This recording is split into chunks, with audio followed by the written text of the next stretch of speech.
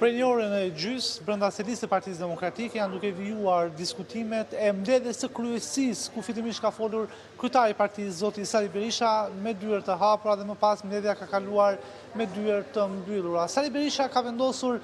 disa piketa, nëse mund ta quajmë, se si do të jetë kandidati i opozitës për zgjedhjet në Bashkinë e Tiranës, ku do të jetë përballë Gerta Manastirliu të Partisë Socialiste dhe Arlin Çorit të Lëvizjes Bashk. Zoti Berisha ka thënë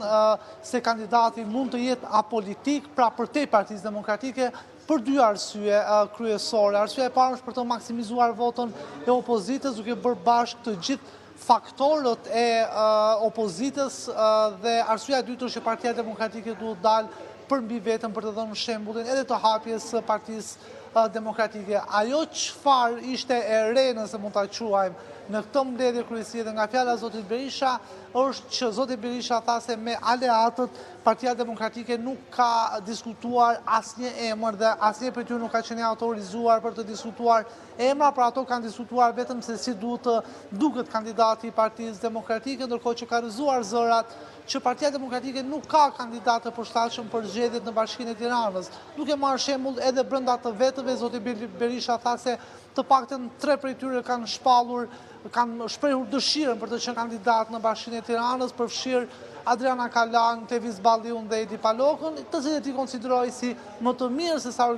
Gerta Manastirliut, ku ja numëroi ato që ai quajti aferat të zonjës Manastirliu, përkatësisht për Covidin, kur ka drejtuar Ministrinë e Shëndetësisë, dhe për gjendjen e arsimit, kur ka drejtuar Ministrinë e Arsimit. Madje zoti Berisha shkoi edhe më tej, duke thënë se do të mendohet për të përgatitur një dosje në gjykatën ndërkombëtare penale, një gjykatë e cila është zakonisht për krime lufte dhe krime kundër njerëzimit, por pikërisht për shkak të gjendjes që ndodhet onkologjiku, zoti Berisha tha se Gerta Manastirliu mund të ketë konsumuar veprën penale të krimeve kundër njerëzimit. Tani më mbledhja është duke vazhduar me dyert të mbyllura dhe në përfundim të saj mund të kemi ndoshta jo emrin e kandidatit ditën e sotme, por se si do të duket kandidati i dakordsuar mes opozitarëve.